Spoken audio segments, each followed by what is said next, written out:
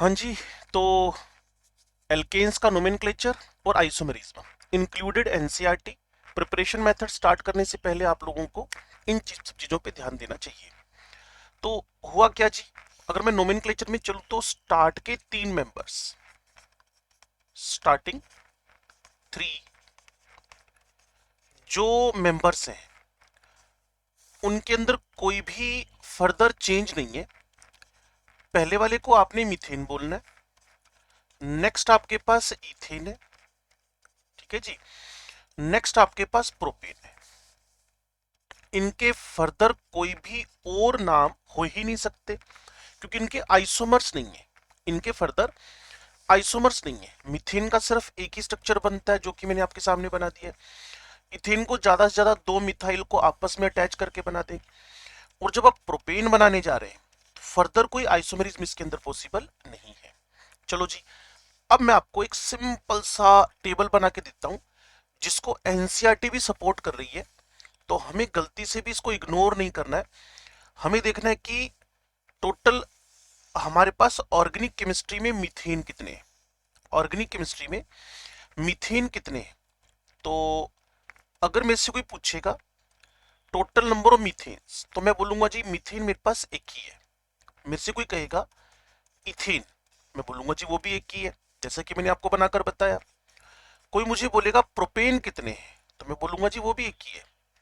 फिर मुझे कोई बोलेगा C4H10 ब्यूटेन कितने, तो यहां से मेन गेम शुरू होगा कि स्टार्ट के 3 मेंबर तो मिथेन इथेन प्रोपेन तो 111 ही है। यहां से ब्यूटेन 2 और ये मैं बना के बताने वाला हूं आपको। C5H12 ये 3 है, C6H14 5 है, C7H16 मेरे पास 2 3 5 9। अगर C8 की बात कर लो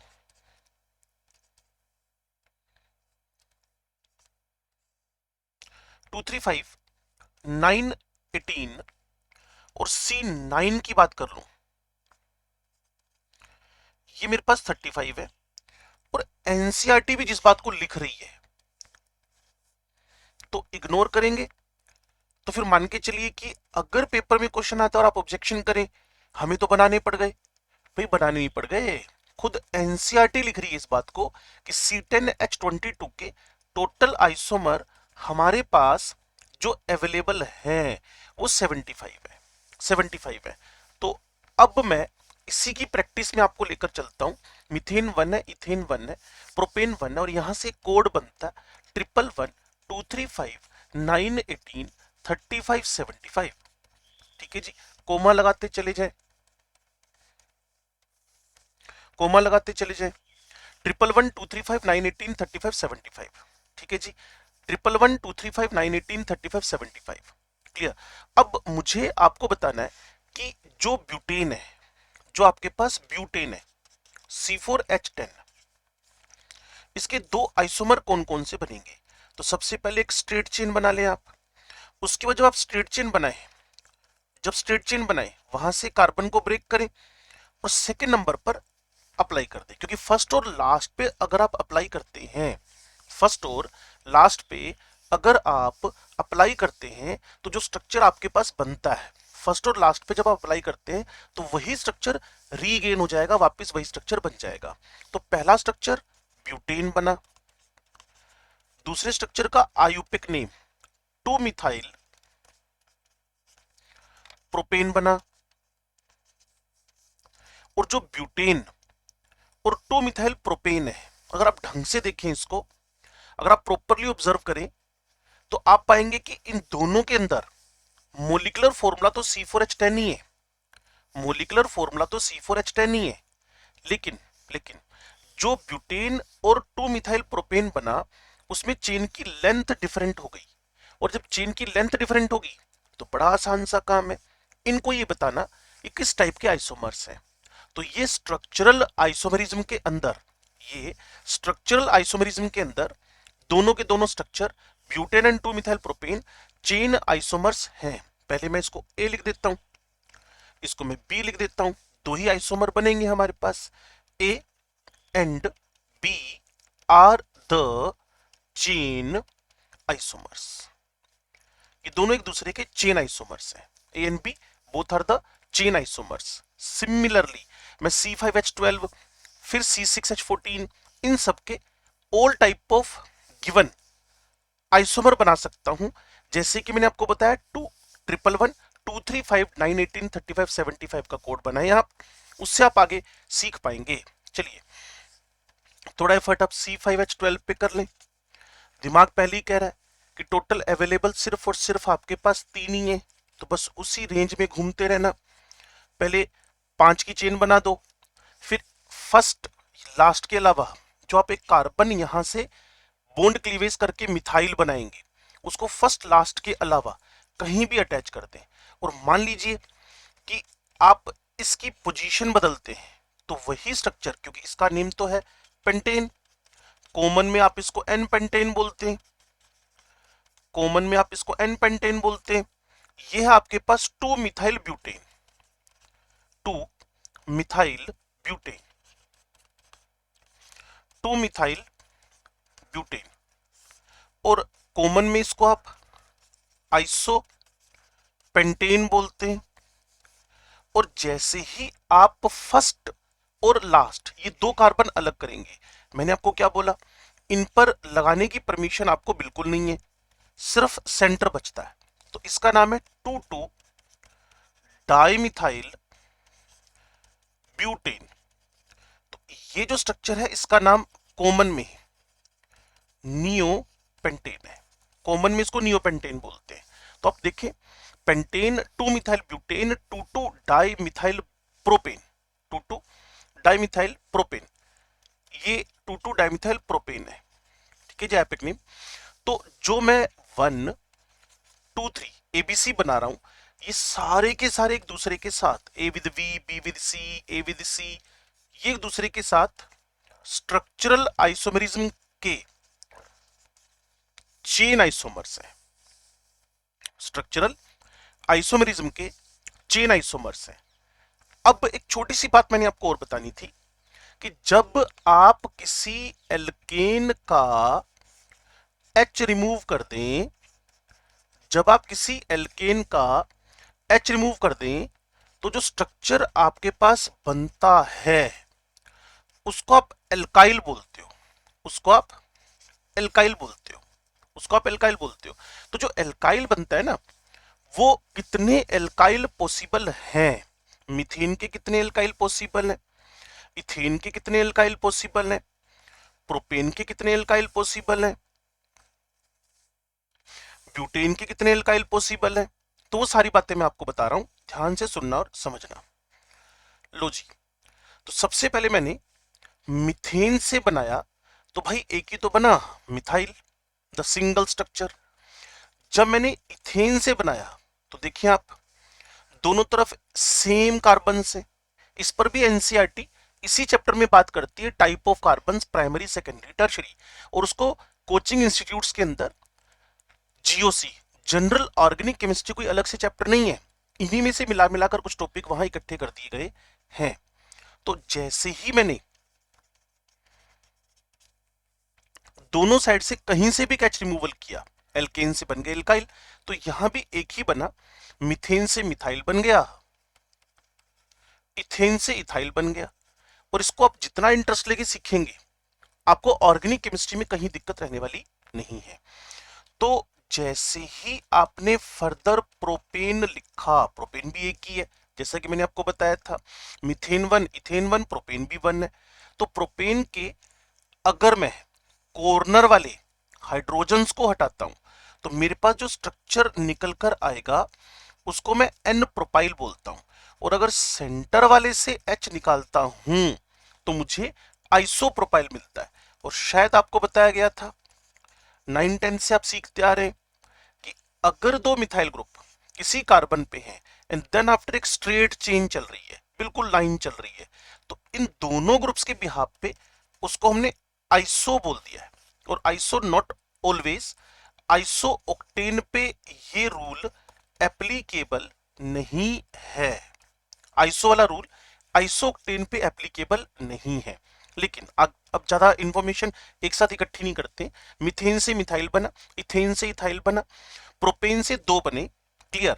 एक का नाम आपने रखा एन प्रोपाइल, अगले वाले का नाम रखा आपने आइसो प्रोपाइल। और प्रोपाइल क्यों बोल रहे हो? क्योंकि फ्री वैलेंसी है, फ्री वैलेंसी है। अब जैसे ही आप लोग ब्यूटेन पे आएंगे तो भाई ब्यूटेन एक थोड़ी है, ब्यूटेन तो अपने आप में दो है, ब्यूटेन तो अपने आप में दो है। एक का नाम आइसोब्यूटेन, एक का नाम एन ब्यूटेन। अब देखो, बात को ध्यान से सुनिएगा, यहां से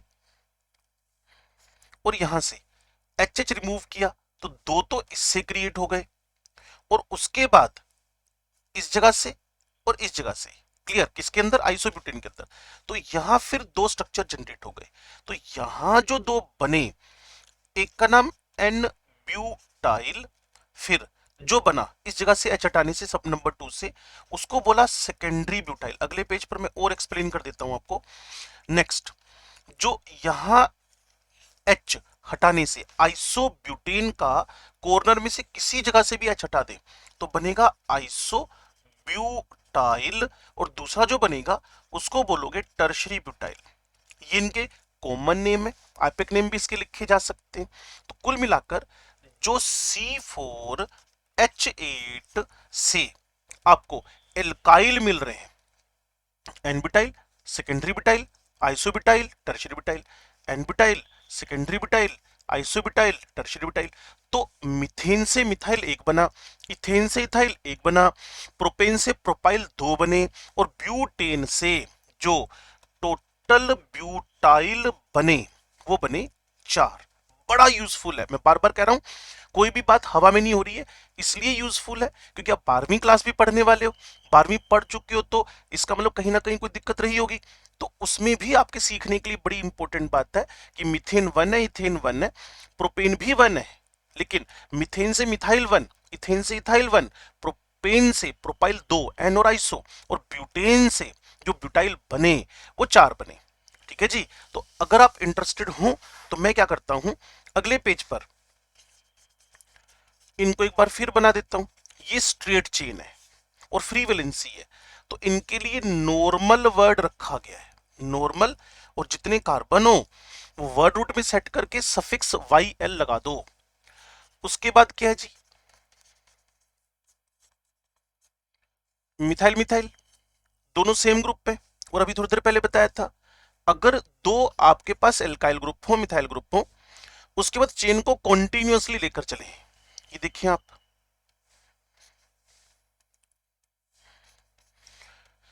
तो इसके लिए आइसो रूल लगा, total number of carbon are 4, तो ब्यूट लिख दिया, और फ्री वैलेंसी। उसके बाद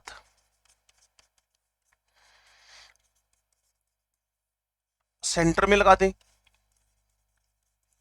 सेकेंडरी कार्बन है, या तो इसको ऐसे लिख दें, तो एक तरफ मिथाइल एक तरफ ethyl, and then after straight सीधी सीधी सीधी चेन चलने दो, टोटल नंबर ऑफ कार्बन गिन लेना।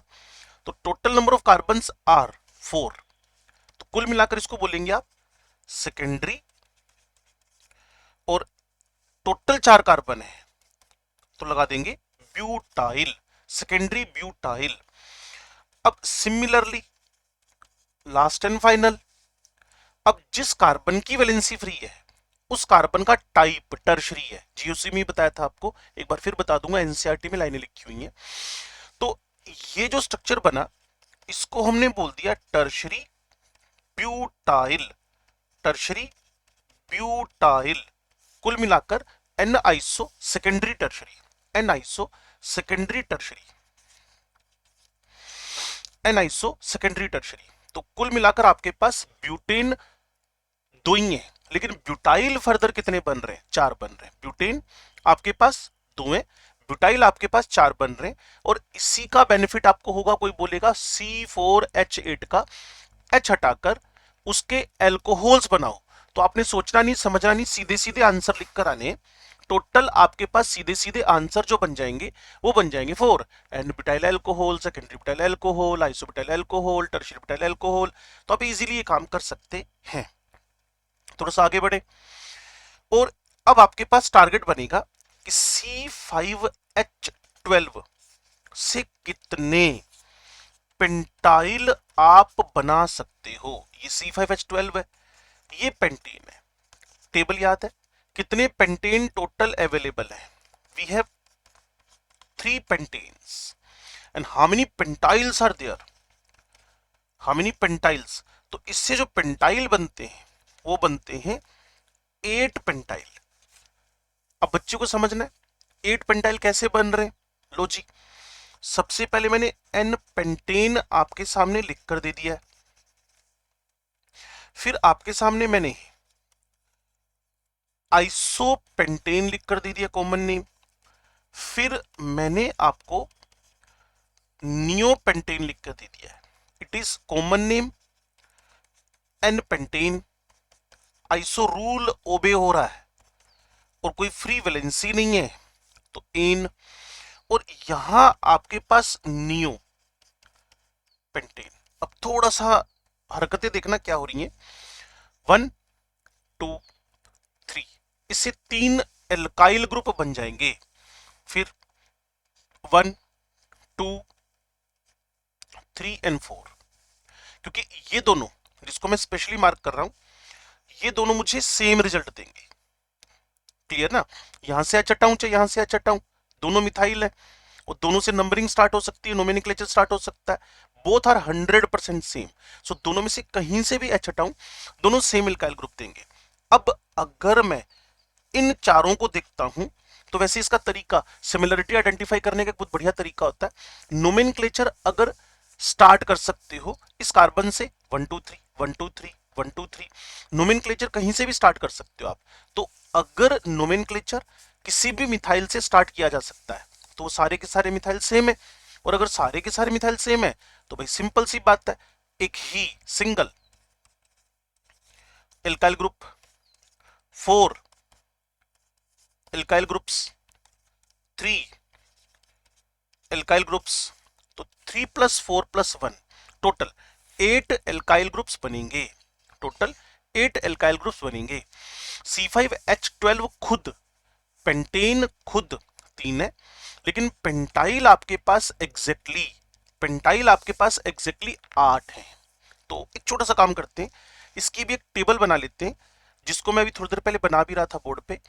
तो इसका कलेक्शन जरूर करिएगा आप अपनी कॉपी के अंदर, नोटबुक के अंदर, अगर आप अच्छा करना चाहते हैं, नेशनल लेवल के एग्जाम में बैठने जा रहे हैं। तो ज्यादा लंबा नहीं जाएंगे। मीथेन से कितने एल्काइल बना सकते हो? 1। इथेन से कितने एल्काइल बना सकते हो? 1। प्रोपेन से कितने एल्काइल बना सकते हो? 2। ब्यूटेन से कितने एल्काइल बना सकते हो? 4 भी बना के बताए थे। पेंटेन से कितने एल्काइल? अभी 8 बनाकर बताए थे। हेक्सेन से कितने एल्काइल बना सकते हो? 2017। तो यहां मेरे पास एल्कीन है, यहां मेरे पास एल्काइल है, यहां तक कि मैं आपको कंप्लीट लिस्ट बना के दे चुका हूं। क्लियर? और उसके बाद अगर कोई क्वेश्चन आता है तो फिर आप 17 पे जा सकते हैं। ये आपका मैक्सिमम नंबर C6H14 तक लर्न कर ले, और बनाकर तो हमने ये 11248 देख ही लिया, 11248 देख ही लिया।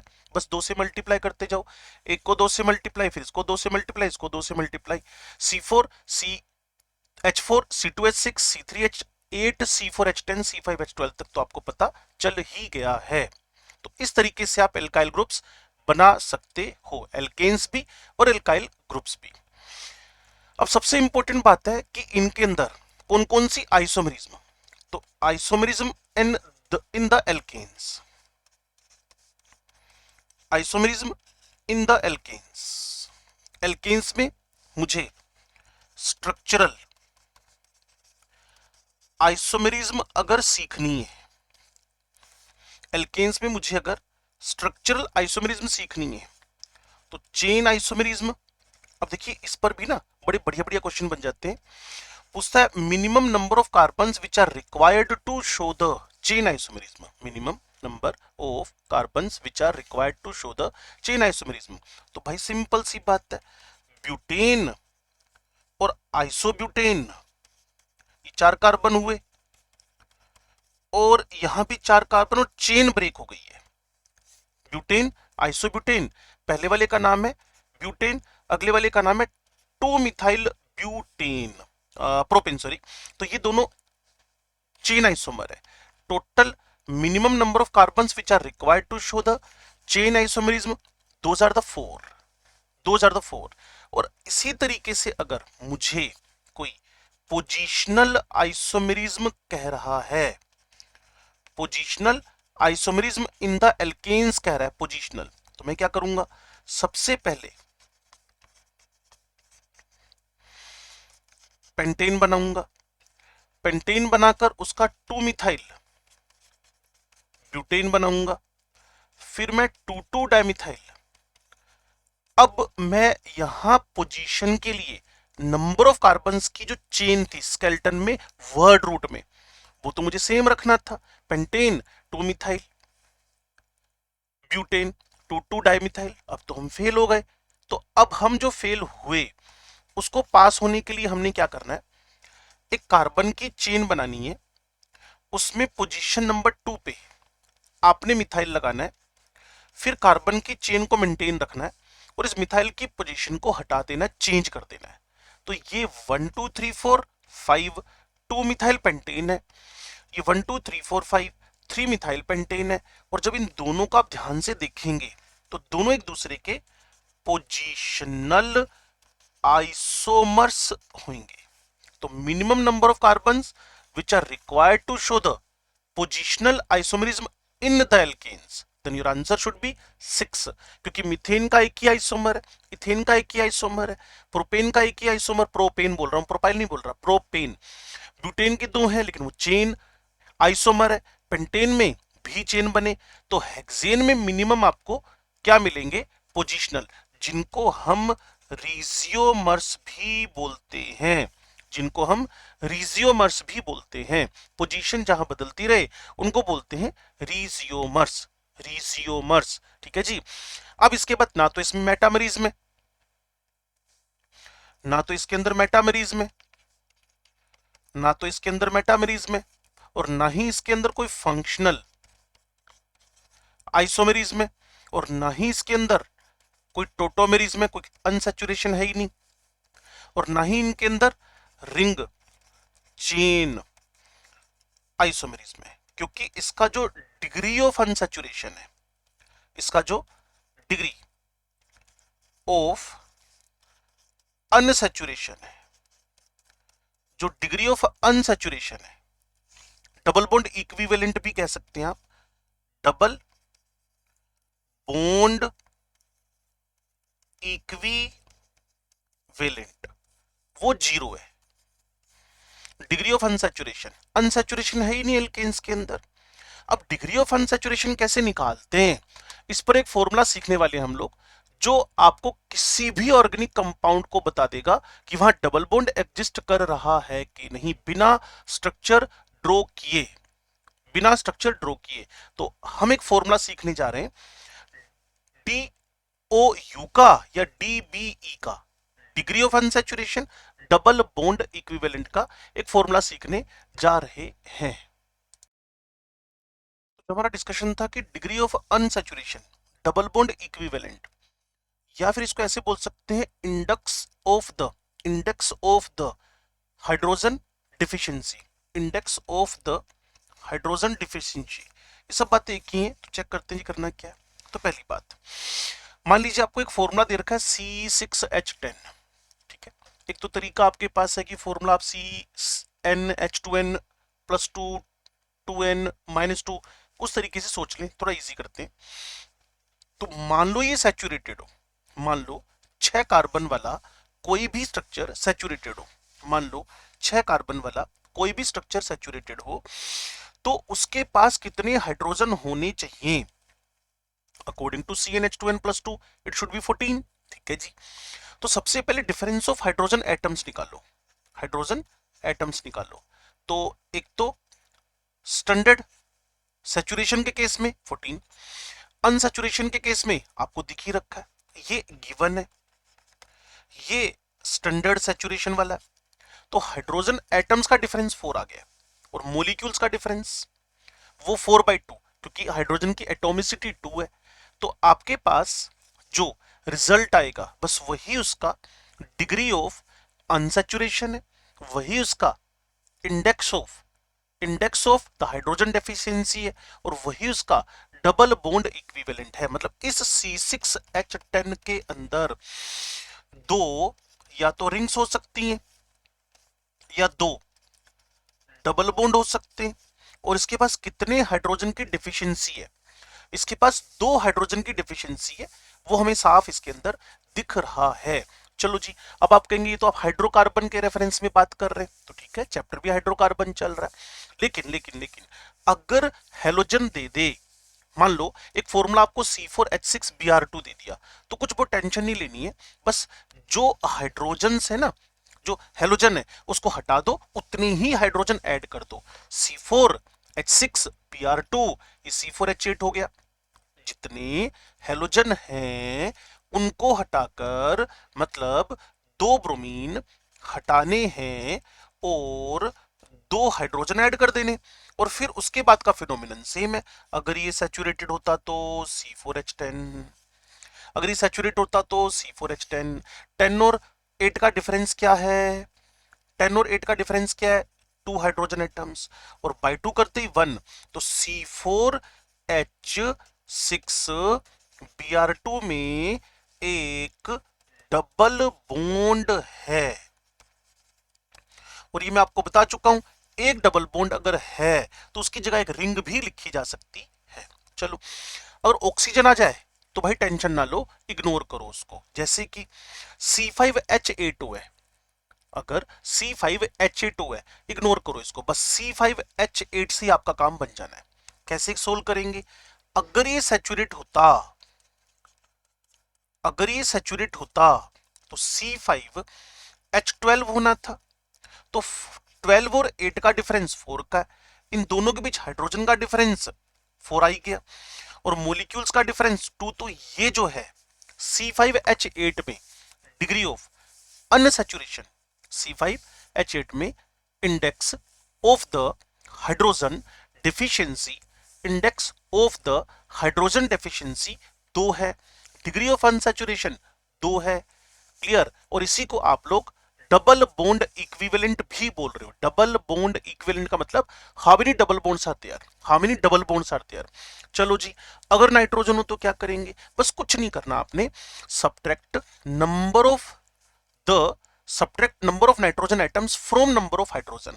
अब देखिए एक है तो 9 में से घटा दो इसको, तो क्या बन गया? C5H8। बाकी सारा फिनोमिनन सेम है। तो कुल मिलाकर degree of unsaturation, clear, index of the hydrogen deficiency, double bond equivalent निकालने के लिए hydrogen atoms in case of saturation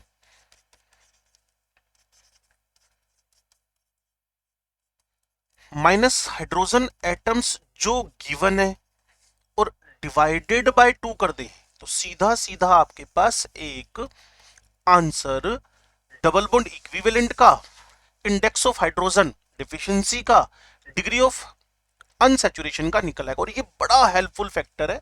चार अगर मोलिक्यूल ऑप्शन में दे रखे हो, वो सैचुरेट है, अनसैचुरेट है, क्या है, वो देखकर आप पता लगा सकते हैं, वो देखकर आप पता लगा सकते हैं। ठीक है जी, तो बड़ी सिंपल सी बात हो गई है। बस एक बार थोड़ा सा फोकस करके इस पूरे वीडियो में इस पर्टिकुलर पार्ट को आप रिपीट कर सकते हैं। मेरी बात कहां से चल रही थी? क्या मेटामरिज्म पॉसिबल है? भाई वाइवेलेंट थोड़ी है, ट्राइवेलेंट थोड़ी है, फंक्शनल, टोटोमेरिज्म, रिंग चेन, बिल्कुल ही नहीं है इनके अंदर। तो इसके बाद का गेम ऑप्टिकल आइसोमरिज्म की तरफ बढ़ता है। इसके बाद का गेम ऑप्टिकल आइसोमरिज्म, कि इसके अंदर ऑप्टिकल आइसोमरिज्म है या नहीं है। ज्योमेट्रिकल आइसोमरिज्म यानी स्टीरियो आइसोमरिज्म के अंदर क्या इसके अंदर मैं रिंग चेन मैं इसके अंदर रोटामर्स, रोटेशनल आइसोमर्स बना सकता हूं कि नहीं, उस तरह मेरी बात पड़ती है। तो चलिए वो भी हम कवर कर लेते हैं, और इसके बाद फिर हमारा एनसीईआरटी शुरू हो जाएगा। ठीक है जी, तो अभी देखते हैं स्टीरियो। और बिना, अब एक बात मैं आपको बता दूं कि अगर आप 11th क्लास में हैं और एल्केन को बिना स्टीरियो के पढ़ रहे हैं, तो मान के चले कि आपने बहुत कुछ लूज कर दिया है, 12th में दिक्कत आएगी। अब एक बात सुने, 12वीं क्लास में पहुंचकर आप स्टीरियो पढ़ेंगे तो जो वहां के चैप्टर उसके रेफरेंस में पढ़ेंगे ना, तो आपने एल्केन एल्कीन एल्काइन के स्टीरियो वाले सारे क्वेश्चन लूज कर दिए। और मैं आपको इन वीडियोस में बताऊंगा भी कि एल्केन एल्कीन एल्काइन के कौन कौन से क्वेश्चन स्टीरियो से रिलेटेड है। ठीक है, वो आपने लूज कर दिए। 12वीं में आपको कौन पढ़ाएगा जाकर 11th का? 12वीं में 12वीं का काम नहीं खत्म होएगा। तो इसीलिए 11th क्लास में ही आपको स्टीरियो से रिलेटेड सारे क्वेश्चन एल्केन एल्कीन एल्काइन के करने चाहिए।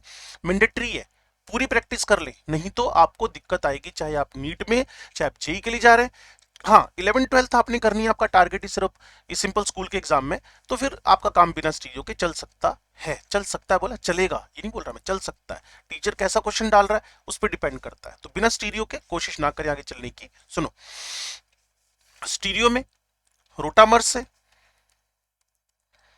रोटेशनल आइसोमेरिज्म मिनिमम 2 कार्बन से शुरू हो जाएगी, जिसमें आप स्टेगर्ड फॉर्म बना रहे हैं,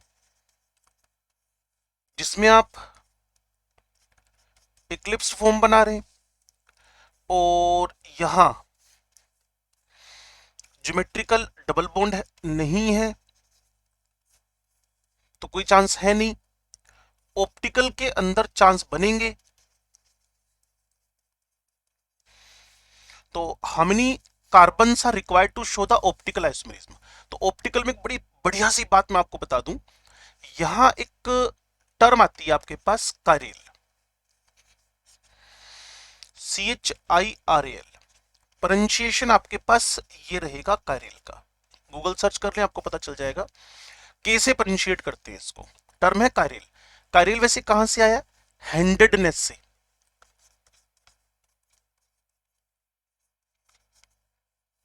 non superimposable mirror image, बिल्कुल टेंशन वाला काम नहीं है, इजीली इसको समझा जा सकता है। Non superimposable mirror image. और आज का हमारा टास्क हम समझें कि एल्केन्स में ऑप्टिकल आइसोमेरिज्म कैसे हो सकती है, एल्केन्स के अंदर ऑप्टिकल आइसोमेरिज्म कैसे हो सकती है। चलिए बात करते हैं। हमारा फोकस है वो ये जानना है कि ऑप्टिकल आइसोमेरिज्म के लिए मिनिमम कितने कार्बन रिक्वायर्ड हैं एल्केन्स के अंदर। तो शायद आपको पता हो, अगर आपको कायरल कार्बन बनाना है, अगर आपको कायरल कार्बन बनाना है, स्टीरियो का मतलब होता है 3D, 3 डायमेंशनल। अगर आप 12वीं पास है तो आपको ये बात क्लियर होगी। अगर आप 12वीं पास नहीं है, 11th में है, तो आपको मेरे साथ इस चैप्टर में धीरे धीरे साथ साथ चलना होगा, तो स्टीरियो की इंफॉर्मेशन भी आपको मिल जाएगी। तो हम कायरल कार्बन किसको बोलते हैं? पहले कार्बन बनाए, फिर उसकी 4 वैलेंसी जनरेट करें एज यूजुअल, जैसा कि कार्बन के साथ होता है। अब उस पर अलग अलग ग्रुप्स, हाइड्रोजन लगा दिया, मिथाइल लगा दिया, इथाइल लगा दिया, और इससे थोड़ा सा डिफरेंट और बड़ा ग्रुप, क्योंकि छोटे तो सारे आ चुके हैं, 0 कार्बन, 1 कार्बन, 2 कार्बन, 3 कार्बन।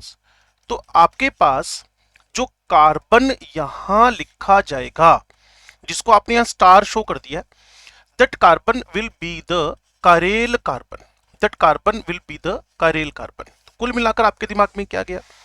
वो कार्बन जिसकी चारों की चारों वैलेंसीज अलग अलग ग्रुप से जुड़ी हों, उसको अनसिमेट्रिकल या फिर कायरल कार्बन बोलते हैं। तो अभी की इंफॉर्मेशन आइसोमेरिज्म के अंदर इतनी कि how many carbons are required to show the optical isomerism in the alkanes. तो your answer should be 1 2 3 4 5 6 7। So we have need to write 7 carbons to show the optical isomerism. Optical isomerism show करने के लिए आपको minimum 7 carbons की requirement होगी, और rotational के लिए तो 2 कार्बन से काम बन जाना है। क्लियर? तो वो अगर पूरा डिस्क्रिप्शन चाहते हैं तो आइसोमेरिज्म के अंदर है, लेकिन एल्केन एल्कीन एल्काइन पढ़ते हुए इन चीजों को एक बार आपको जरूर रीड करना चाहिए। अब हमारी टर्न शुरू हो रही है जी एनसीईआरटी पे। चलिए अब थोड़ा एनसीईआरटी पे फोकस कर ले। नोमेनक्लेचर एंड आइसोमेरिज्म, आपको साथ साथ में ये बताऊंगा कि क्वेश्चन जेई में और नीट में कहां से पूछे गए, एनसीईआरटी में से। ठीक है जी। अब हमें कह रहे हैं कि आपने नोमेनक्लेचर को यूनिट 12 में पढ़ा, जो नोमेनक्लेचर की यूनिट थी। Nomenclature and isomerism in alkanes can further be understood with the help of few more examples. Common names are given in the, जो मैं आपको धीरे धीरे आगे बताता जाऊंगा। जैसे फर्स्ट 3 मीथेन इथेन प्रोपेन है, जैसा कि मैंने आपको पीछे भी बताया। हैव ओनली वन स्ट्रक्चर, वही हमारा कोड 111, 235, 918, 35, 75, 111, 235। अब हमें जो फर्दर कहा जा रहा है, but higher alkanes can have more than one structure. Let us write the structure of C4H10। लो जी, C4H10 एल्केन्स के स्ट्रक्चर में ब्यूटेन के स्ट्रक्चर आपको ड्रॉ करने हैं। 4 carbon atoms of C4H10 can be joined either in a continuous chain और with a branched. तो ठीक है जी, तो सबसे पहली बात 4 कार्बन की चेन, फिर उसको ब्रांच बना दिया गया है और ये दोनों एक दूसरे के चेन आइसोमर्स हैं, either in a continuous chain और with a branched chain in the following 2 ways. ये आपके सामने है। चलिए, अब एक सबसे इंपॉर्टेंट बात जो आपको यहां अपने दिमाग में अच्छे तरीके से डाल लेनी चाहिए, वो कि N-ब्यूटेन एक अनब्रांच्ड स्ट्रक्चर है। बोलने को हम लीनियर लीनियर बोलते हैं, लेकिन लीनियर है नहीं, जिगजैग है, sp3 हाइब्रिड है, 109.28 डिग्री के एंगल है। बोलने को स्ट्रेट चेन आपको बोला जाएगा, लेकिन उसको स्ट्रेट का मतलब स्ट्रेट ही मत लेके बैठ जाना। कंपेरिजन कर रहे हैं, ब्रांचिंग नहीं है, अनब्रांच्ड है। इसका जो बॉइलिंग पॉइंट है ओनली 0 डिग्री। जब आप सर्दी में कांप रहे होंगे ना, तो ये भाई साहब उबल रहे होंगे, क्लियर। तो इनका गुस्सा बड़ा ज्यादा है। जब आप ठंड से कांप रहे हो तो ये उबल रहे होंगे, 0 डिग्री सेंटीग्रेड पे उबलने लगता है। थोड़ा आगे बढ़ते हैं, तो इसका जो आइसोमर बना वो बना आइसोब्यूटेन। ठीक है जी, थोड़ा बीपी पे ध्यान दें और हमेशा ध्यान रखना, आगे फिजिकल प्रॉपर्टीज हमने पढ़नी है। Boiling points inversely to branching है, जितनी ब्रांचिंग बढ़ेगी उतना बॉइलिंग पॉइंट घटेगा। कारण है ना, रिपल्शन लगने लगते हैं। इनको मैं हाईलाइट करूं तो स्ट्रक्चर धीरे धीरे धीरे धीरे स्फेरिकल होने लगता है। मैं फिर स्फेरिकल का मतलब गलती से आप स्फीयर मत समझ लेना, पास आने लगते हैं, रिपल्शन लगने लगते हैं इनके बीच में ना। तो मिथाइल मिथाइल मिथाइल, इस वजह से इनका जो बीपी है वो डाउन चला गया। तो यहां जो इसका बीपी है उसका 0 डिग्री था और ये अप्रोक्सीमेट उससे भी 12 डिग्री नीचे आ गया है। तो ये हमारे पास -12 डिग्री पे बॉईल करेगा, ब्रांचिंग बढ़ेगी, बीपी घटेगा। लो जी, अब आप दो ही बनाकर आएंगे। मैंने आपको पीछे भी कोड बनाया था 111, 235, 918, 35, 75।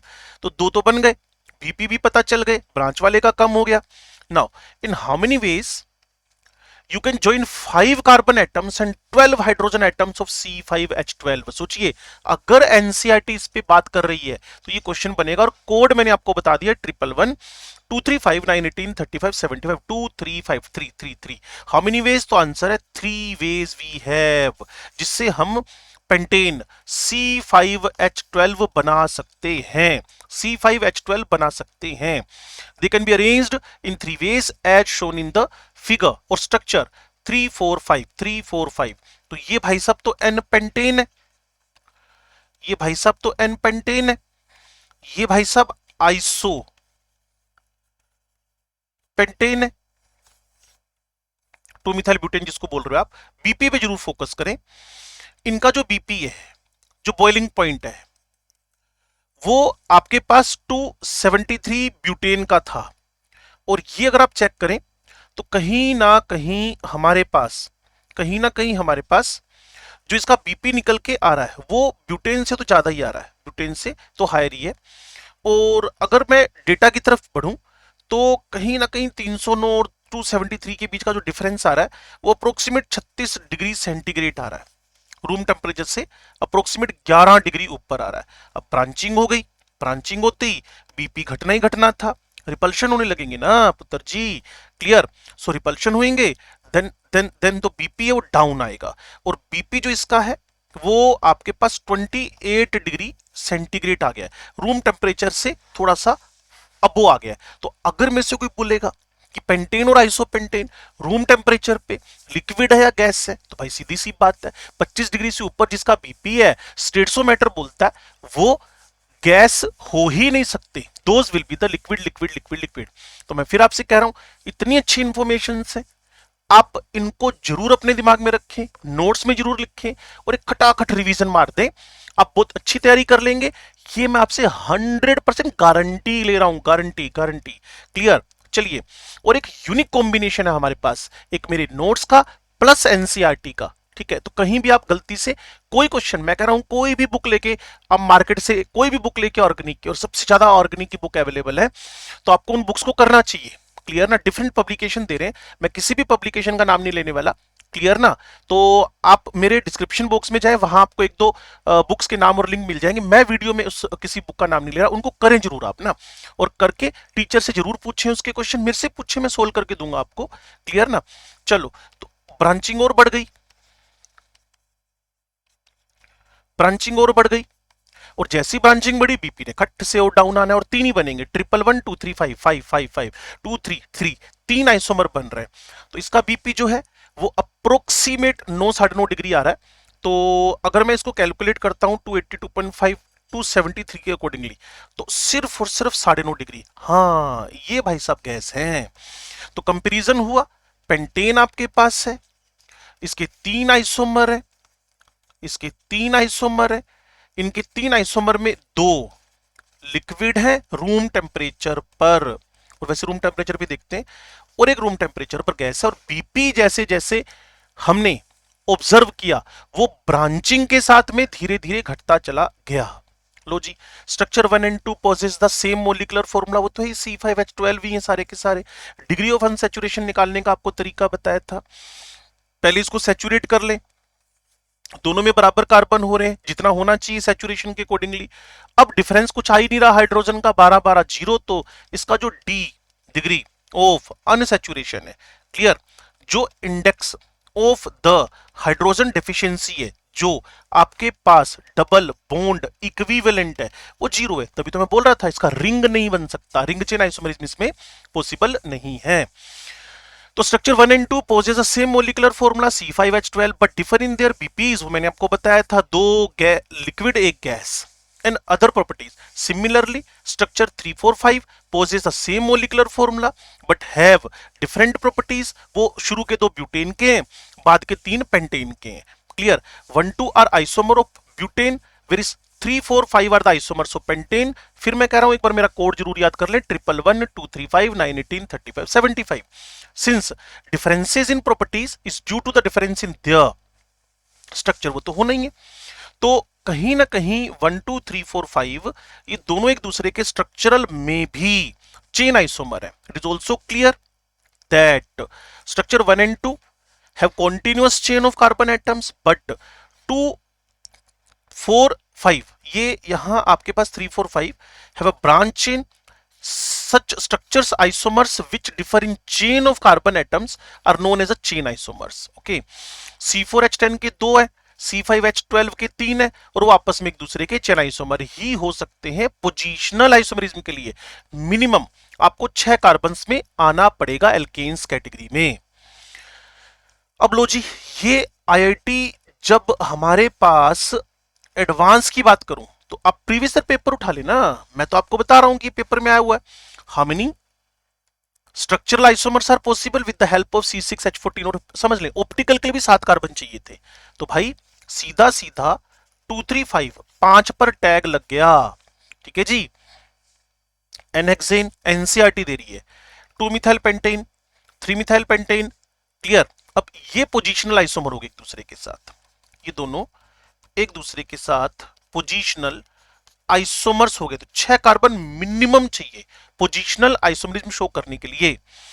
ये आपके पास 2 3 डाइमिथाइल ब्यूटेन हो गया, ये 2 2 डाइमिथाइल ब्यूटेन हो गया, और बेस्ड अपॉन द, अब देखो ना यहां एक काम करेगा जो पीछे हमने जीओसी में आपको सिखाया था, क्या?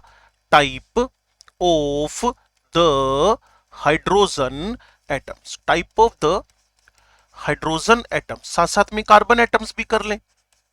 तो मैं आपको एक स्ट्रक्चर लिख के बताता हूं आइसोक्टेन का, that will be the perfect structure which contains all type of hydrogen and carbons. Now ये आइसोक्टेन बनने जा रहा है बोर्ड पे।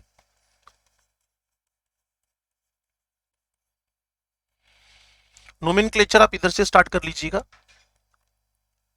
1 2,3,4,5 2,2,5 ट्राइमिथाइल पेंटेन है ये। तो देखें, based upon the number of carbon atoms attach to carbon, the carbon atom is termed as primary. ये लो जी, एक ही से जुड़ा हुआ है, एक ही से जुड़ा हुआ है, ये भी एक से जुड़ा है, ये भी एक से जुड़ा है, ये भी एक से जुड़ा है। सेकेंडरी, ये वाला कार्बन दो कार्बन से जुड़ा हुआ है, इसकी बात करूं अगर मैं। उसके बाद अगर मैं फोकस करूं तो टर्शरी, ये वाला कार्बन तीन कार्बन से जुड़ा हुआ है, हाईलाइट कर दें, लो जी हाईलाइट हो गया। और एक ऐसा कार्बन जो चारों से है, लो जी 4 डिग्री। सो प्राइमरी कार्बन एक ही कार्बन से जुड़ा हुआ, सेकेंडरी कार्बन दो कार्बन से जुड़ा हुआ, टर्शरी कार्बन तीन कार्बन से जुड़ा हुआ, और 4 डिग्री चार कार्बन से फर्दर जुड़ा हुआ। ठीक है जी। Terminal carbon atoms are always primary, terminal terminal terminal terminal terminal, किनारे पे है जो, always. Carbon atoms attached to only one carbon, उसको बोलते हैं प्राइमरी। लो जी, इथेन में दोनों प्राइमरी हैं, दोनों टर्मिनल है। Terminal carbon atoms are always primary. Carbon atoms attach to two carbons known as secondary, जैसा कि प्रोपेन में आपको दिख जाएगा। Tertiary carbon is attach to three carbons, जैसा कि आपको आइसोब्यूटेन में दिख जाएगा। ठीक है जी। एंड क्वाटनरी, नियोपेंटेन पीछे बना था, जो आपको चार कार्बन से जुड़ा हुआ दिख जाए। Quaternary, can you identify 1 degree 2 degree 3 degree 4 degree carbon atoms in the structure? 1 to 5 बिल्कुल, पीछे आपकी ये प्रैक्टिस है, थोड़ा सा आप अपनी कॉपी में 1 2 3, 1 को, 2 को, 3 को, 4 को, 5 को लिखें। 1 में आपको लिखकर थोड़ी प्रैक्टिस करवा देता हूं, थोड़ा सा आप अपनी कॉपी में लिखें और पता लगाएं। लो जी, 1 डिग्री 2 डिग्री 2 डिग्री 1 डिग्री।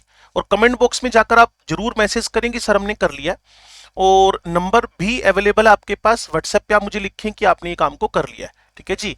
9464351514, ये मेरा नंबर है। ओके, चलो जी। you will be getting still larger number of isomers. C6H14 has got 5 isomers, C7H16 has 9, वही है मेरा कोड 2355, then 935। अब वो कह रहा है कि C10H12, अगर कभी पीएमटी में पूछ ले C10H22 के कितने आइसोमर है, तो भाई वो आप कहेंगे यार ये तो बनाने पड़ेंगे। नहीं, एनसीईआरटी में लिखा है भाई, एनसीईआरटी में लिखा है, यू शुड मेंशन। चार ऑप्शन के अंदर आप सीधा सीधा उसको टिक मार के आए, कोई चैलेंज भी नहीं कर सकता कितने आइसोमर बच्चा क्या आधे घंटे में आइसोमर ही बनाएगा। एनसीईआरटी लिख रही है भाई, तो उसको तो स्टैंडर्ड मानना पड़ेगा। 75 isomers are possible for the C10H22, C10H22। चलिए अब देख लें 235 245, sorry, clear. You observed that CH3 group is attached to carbon atoms, number as 2. You will come across groups methyl, ethyl, propyl attached to carbon atoms in alkanes or either classes of the compounds. These groups or substituents are known as alkyl groups, जैसा कि मैं आपको पीछे बता चुका हूं। The derived from alkanes by removing one hydrogen atom, formula CnH2n+1 है। इसके लिए यूनिट आपको 12 पढ़ने के लिए एनसीईआरटी में कह रहा है, मैंने इसी यूनिट में आपसे डिस्कस कर लिया है, जरूर उसको 2 4 4 5 5 बार लिखकर देख लें। Let us recall the general rules for the nomenclature already discussed in the unit 12। Nomenclature of substituted alkanes can further be understood by considering the following problem. Now C5H12 क्या कह रहा है? Write structure of different isomeric alkyl. शायद आपको याद हो, मैंने आपको बताया था C5H12 11 के 12 11 से 11 बनाया हमने, 12 से पेंटेन से पेंटाइल बनाया। टोटल 8 एल्काइल ग्रुप्स इसके अंदर हैं। Write IUPAC names of alcohol obtained by attachment of OH groups at different carbon atoms. तो एक सिंपल सी ट्रिक शेयर कर लूं आपसे। सबसे पहले पेंटेन लिखना, इस जगह पे इस जगह पे इस जगह पे HH हटाकर OH OH OH OH लगाते चले जाना। ठीक है जी। OH OH OH, 1 pentanol, 2 pentanol and 3 pentanol, 3 pentanol. तो 3 तो ये बन गए। चलिए अब मैं आपसे कह रहा हूं कि 2 मिथाइल ब्यूटेन लिखना। 2 मिथाइल ब्यूटेन को कम से कम 4 बार तो आपको लिखना ही पड़ेगा, 4 बार तो आपको लिखना ही पड़ेगा, 4 बार तो आपको लिखना ही पड़ेगा। लिख दिया जी 4 बार, 4 बार ही मैंने बोल दिया है अगर आप देख रहे हो तो। लो जी, यहां जोड़ा, फिर इसको काट कर यहां जोड़ा, फिर इसको काट कर यहां जोड़ दिया है, फिर इसको काट कर यहां जोड़ दिया है। आप एक नेम देख लें, ये आपके पास हो गया 1 2 3 4, 2 मिथाइल 1 ब्यूटेनॉल, 2 मिथाइल 2 ब्यूटेनॉल, यहां से 1 2 3, 3 मिथाइल 2 ब्यूटेनॉल, 1 2 3 4, 3 मिथाइल 1 ब्यूटेनॉल। तो भाई 3 तो यही बन गए, 4 आपके पास ये बन गए, और 8 में आपसे कह ही रहा था। अब कहेंगे एक और कौन सा बन रहा है बताएं? बिल्कुल जी बताएंगे, तीसरा आइसोमर पेंटेन का, तीसरा आइसोमर पेंटेन का, तीसरा आइसोमर पेंटेन का आपके पास ये वाला है। ठीक है जी, तीसरा आइसोमर पेंटेन का आपके पास ये वाला है।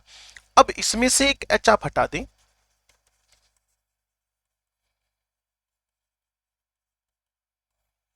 और वहां ओ OH लगा दें।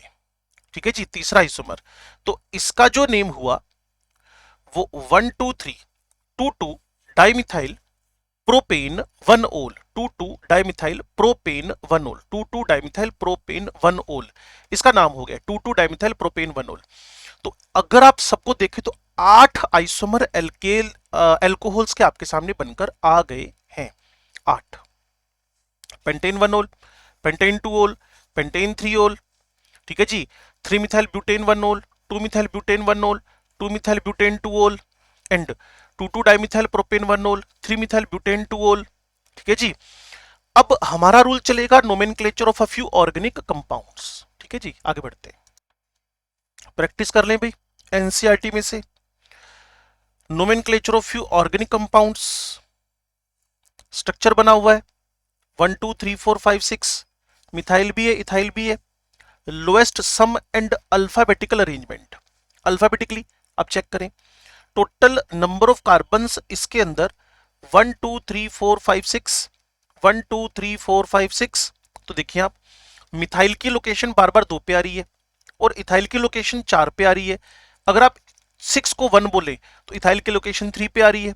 तो हमें क्या चाहिए, नंबरिंग तो हमें मिथाइल से करनी है, बट लिखना, अरेंजमेंट हमें अल्फाबेटिकली करनी है। तो इथाइल के ई को पहले लिख दिया गया, मिथाइल के एम को बाद में लिख दिया गया। तो it is 4 ethyl 2 methyl, total number of carbons are 6, so बोल दिया गया हेक्सेन।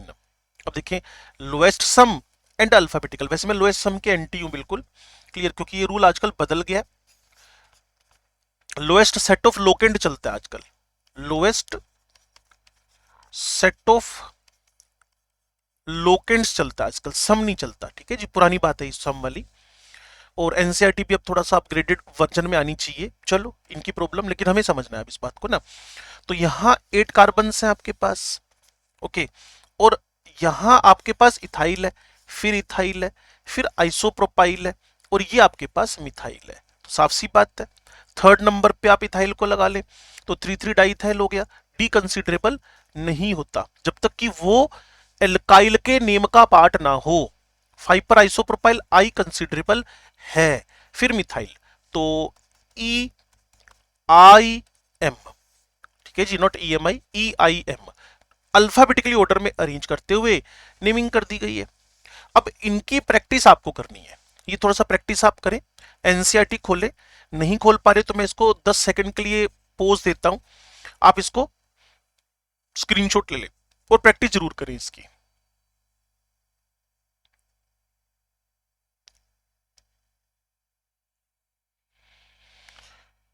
लो जी, हो गए 10 सेकंड, आगे बढ़ते हैं। Right the IUPAC names of the following compounds, structure बना के देख लें।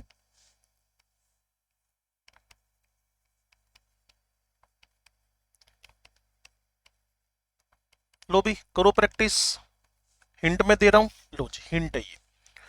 उसके बाद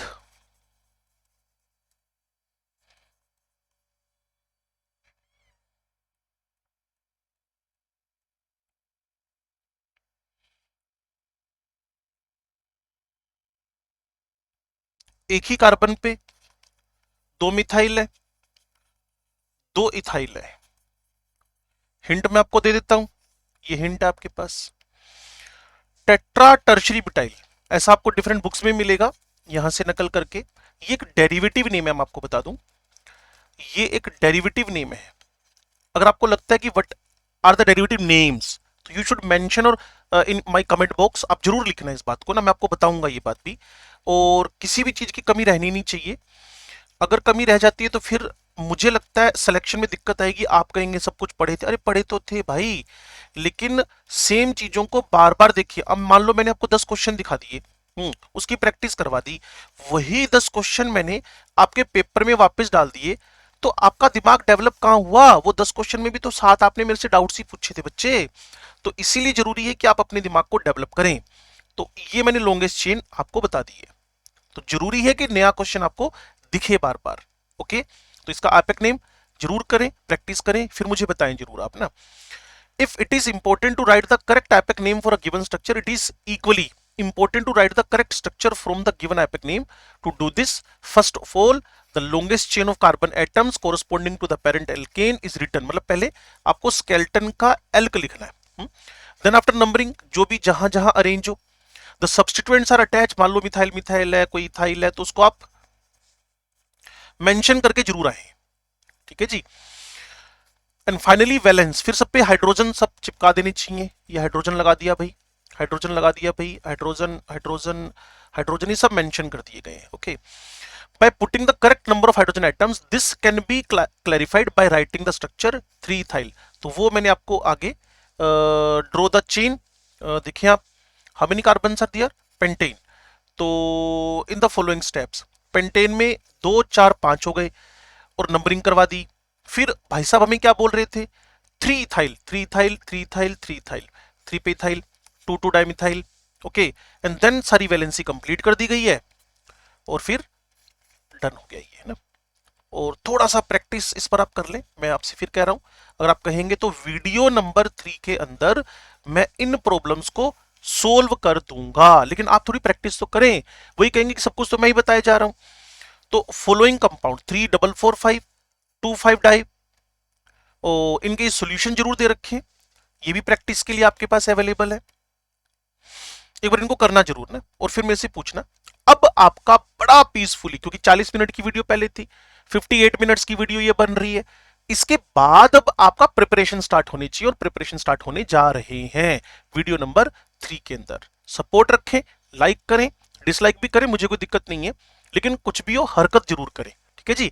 तब तक के लिए केमिस्ट्री वाले सर, और एक नाम जो अभी चमकता जा रहा है, धीरे धीरे स्टार बनता जा रहा है, वाइट रे, और प्रॉपर आपकी केयर की जाएगी, इतनी मैं आपको अपनी तरफ से गारंटी देता हूं। ठीक है जी। Thank you to watch the complete video.